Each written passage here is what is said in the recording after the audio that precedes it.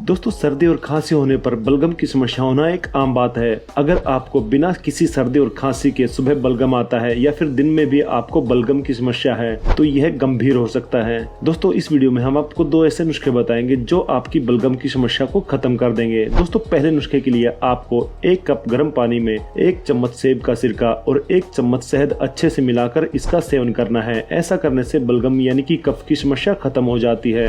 दूसरे नुस्खे के लिए आपको 1 कप पानी में 1 अदरक का टुकड़ा और 1 टुकड़ा कच्ची हल्दी का अच्छे से उबालकर इस पानी का चाय की तरह सेवन करना है। ऐसा करने से भी बलगम अथवा कफ की समस्या खत्म हो जाती है। दोस्तों, ऐसी ही हेल्थ टिप्स के लिए हमारे चैनल को सब्सक्राइब करें। धन्यवाद।